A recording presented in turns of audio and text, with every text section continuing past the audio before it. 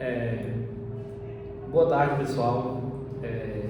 Sou o professor Fagner e iremos dar continuidade a mais uma aula sobre corrosão. E não podemos falar em corrosão sem falar na questão das reações de oxirredução, e principalmente do esquema da pilha de Daniell. Inclusive, o cara, que é o cara que conseguiu fazer, ou seja, desenvolver o esquema da primeira pilha, que foi Alexander Volta, mas, querendo ou não, a pilha de Daniell, o esquema, permite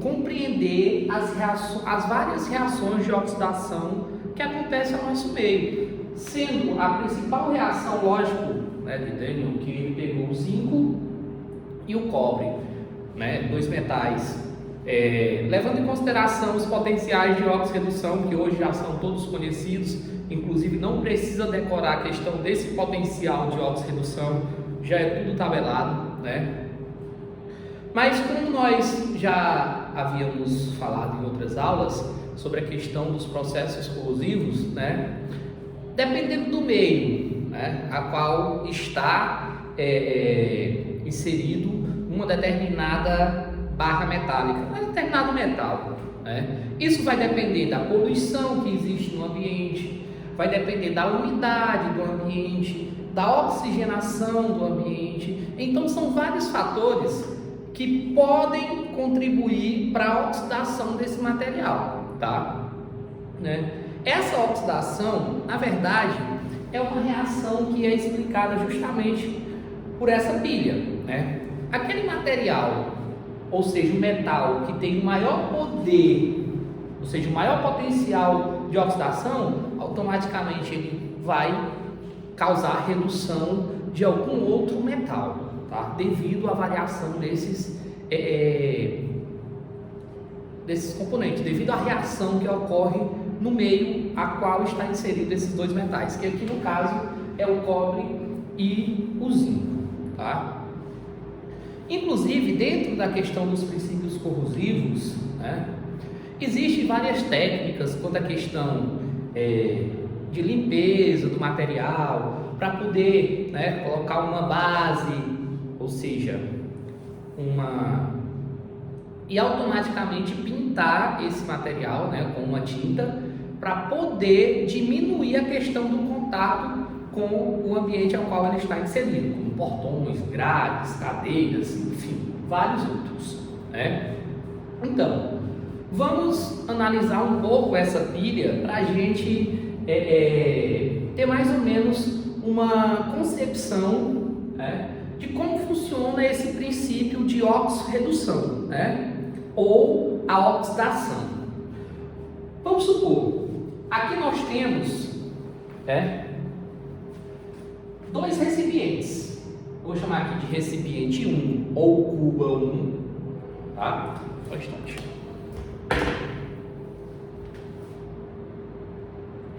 E aqui uma cuba 2 ou recipiente 2. Nesses recipientes, estão imersos duas barras, uma de zinco e uma de cobre. Esse NOx zero aqui, quer dizer que é uma substância sólida, no estado com NOx zero.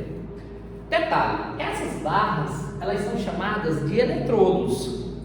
Automaticamente, ela está imersa em uma solução de sulfato de zinco, Inclusive eu representei aqui os íons que estão nessa solução, sulfato de zinco, aliás, o íon zinco e o íon sulfato, Na cuba número 2, ou recipiente 2, está imerso o eletrodo de cobre, também sólido, em uma solução de sulfato de cobre, onde aqui nessa solução tem vários íons de cobre, e vários íons sulfato. Igual aqui, que zinco 2+,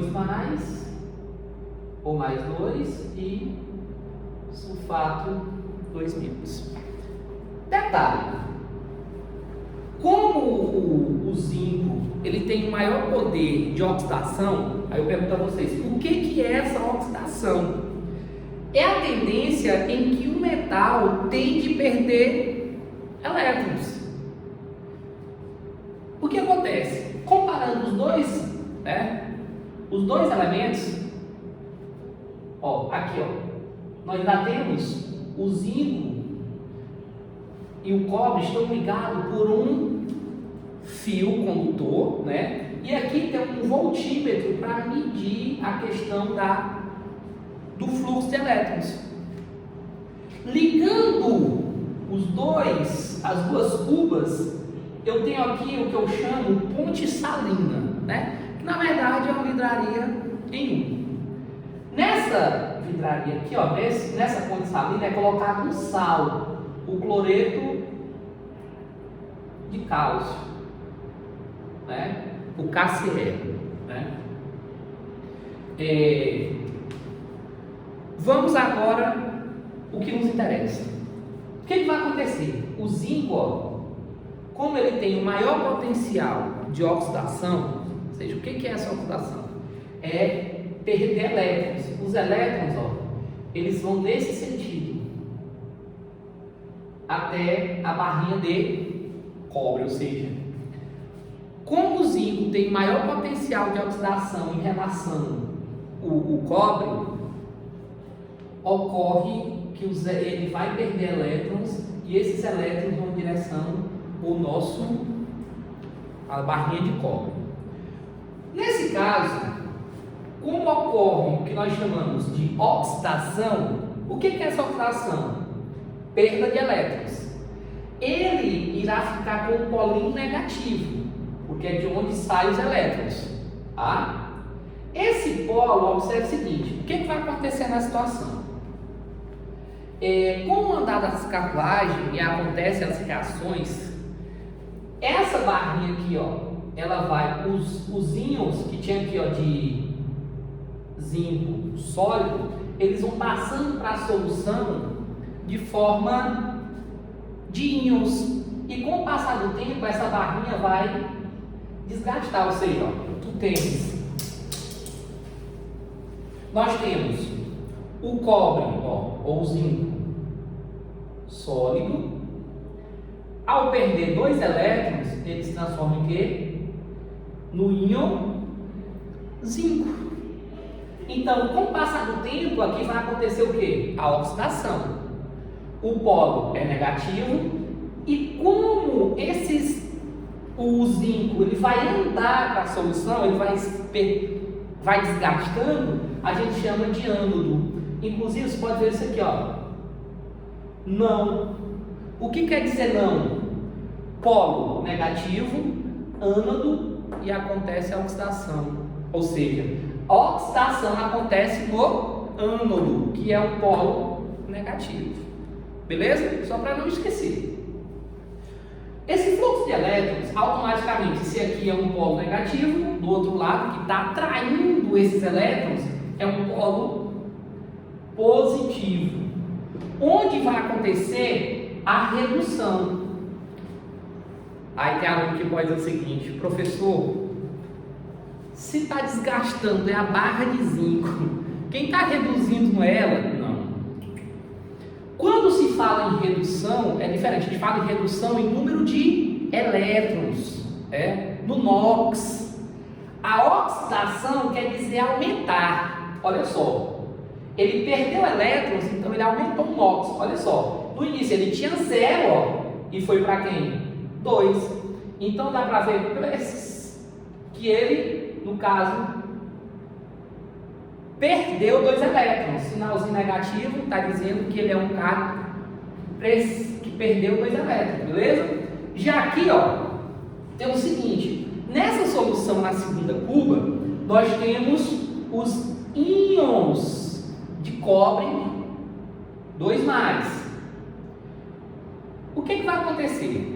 Nessa situação, como está chegando vários elétrons aqui nessa barrinha de cobre, automaticamente vai atrair os íons de cobre pregar nessa barrinha se transformando em cobre metálico, com NOx zero. Olha só, a reação que tu vai ter, os íons na solução cobre 2+, ou mais 2, né? Mais 2 elétrons, que ele vai ganhar esses elétrons, ó, se transformando em cobre metálico. Isso quer dizer o seguinte, ó, mais 2 menos 0 quer dizer o quê? Que ele ganhou, né? Ganhou 2 elétrons. Automaticamente o NOx diminuiu, ó, diminuiu de 2 para 0. Nesse caso aconteceu a redução, tá ok? Ó, o NOx era 2+, foi para 0. Então, se tu tem 2, tu vai para 0, isso quer dizer que ele ganhou 2 elétrons. Neste caso da oxidação, o zinco perdeu elétrons, ou seja, perdeu quantos? 2 elétrons. Tá ok? Professor, e a importância dessa ponte salina? Olha só, vamos analisar essa situação. Como aqui nós temos cátions, o que está saindo aqui dessa solução? Dessa reação aqui, ó, dessa solução. Observe que com o passar do tempo, o zinco está perdendo elétrons e o zinco metálico está indo para a solução. Automaticamente, com o passar do tempo, essa solução ela vai ficar muito concentrada. Como assim? Concentrada de cátions, né? E a quantidade de ânions ficando cada vez menor. Se ela vai ficar com a grande quantidade de cátions, ela vai atrair esse ânion aqui, ó, que é o cloreto, né, para a solução, a fim de minimizar os impactos ocorridos nessa solução. Inclusive vai ser do mesmo jeito nessa aqui, na cuba número 2.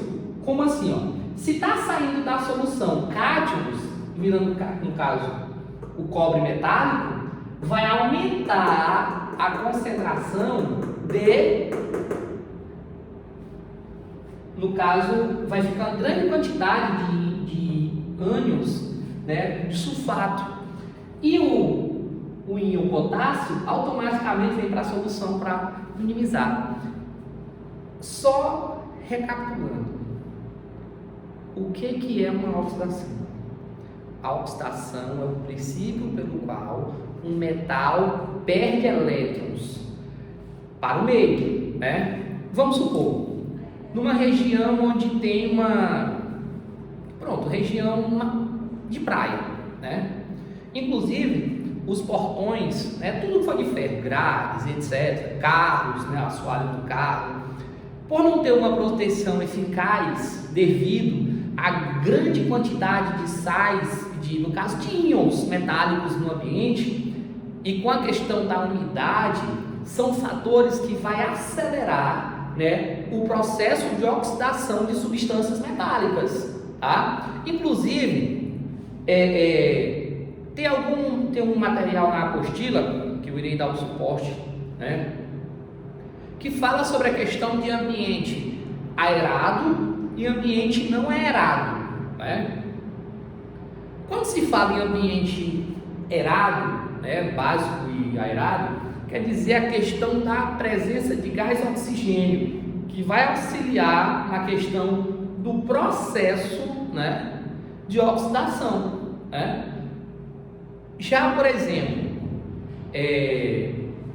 o oxigênio, quando entra em contato com o ferro, metal, de acordo com o meio que esteja, automaticamente ele vai oxidar. Dependendo do meio que ele esteja, essa oxidação ela vai ser, né, mais rápida, ou seja, vai ser uma reação acelerada devido aos fatores, que pode ser temperatura, o oxigênio, a umidade, né? Quais os sais que existem naquele ambiente, tá? Enfim, são alguns fatores que vêm a contribuir para essa oxidação. E no nosso dia a dia, o que nós podemos fazer para, minimizar esses impactos, né? Como nós sabemos, hoje por questões ambientais também, a maioria das estruturas, seja na construção civil, né, seja em outros setores, estão priorizando o ferro, a não a questão do uso da madeira. O ferro, mas para esse ferro ele ter uma maior durabilidade, ele tem que passar por um determinado tratamento, limpeza das peças, aplicação de tintas, né? Uma base para poder receber essa tinta, que é justamente para aumentar a durabilidade desse material, tá? Para isso tem que aplicar essas benditas substâncias e ter conhecimento dessas técnicas. Por isso que existe a questão de pintar, né, o ferro ou outros metais, justamente para aumentar a durabilidade e diminuir a questão da exposição desse material, tá? Temos materiais galvanizados, o material galvanizado não vai enferrujar? Vai. Lógico que ele vai ter uma maior resistência, devido ao processo industrial que foi submetido este metal, tá? Inclusive tem materiais que são cromados, zincados, né? Mas, querendo ou não, dependendo do meio que esteja, dependendo da exposição que ele tem a determinadas substâncias, ele também vai oxidar. Porque uma oxidação é um processo natural. Quando existe substâncias em contato, principalmente substâncias metálicas, e automaticamente tem a questão do meio condutor, né? Porque aqui não seria uma pilha se não tivesse a questão do meio condutor. Tá ok, pessoal?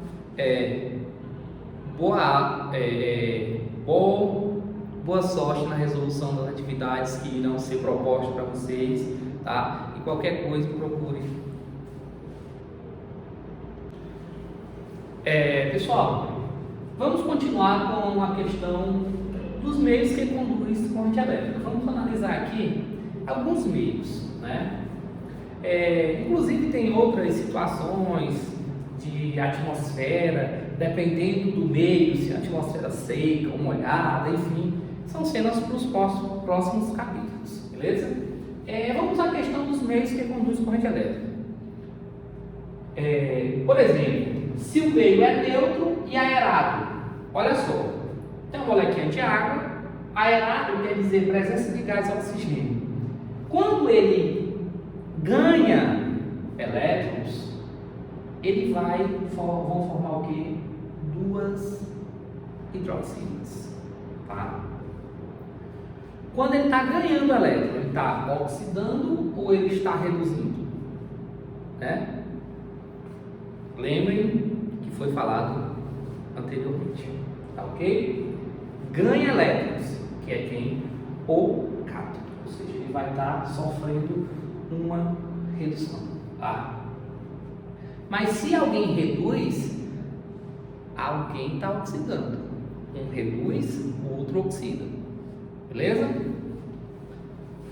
Se o ambiente neutro, né, e não aerado, observe que nessa situação nós não temos a presença do gás oxigênio, né? Observe, só tem água,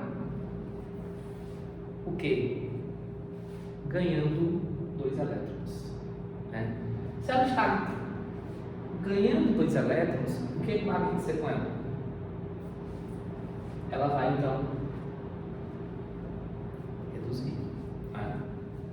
Vai formar, se não é oxigenado, ou seja, se o ambiente não é oxigenado ou aerado, vai haver a formação de gás hidrogênio, né, que é o meio hostil, mais 2 hidroxilas, tá ok? Se o meio é ácido e não oxigenado, olha só, se tu tens 2H+, mais 2 elétrons, automaticamente ele vai ganhar esses elétrons e vai fazer o que? NOx 0. Estava 1 e veio para 0. Aconteceu uma redução. ok? Mas quando um reduz, o outro oxida, tá? Quem está perdendo esses elétrons é quem está oxidando. Tá? Se o meio ó, é ácido e aerado, vamos analisar a mesma situação. Tu tem 2 hidrogênios mais meio mol de gás oxigênio mais 2 elétrons. Se o meio é oxigenado, nesse caso haverá a formação de uma molécula de água.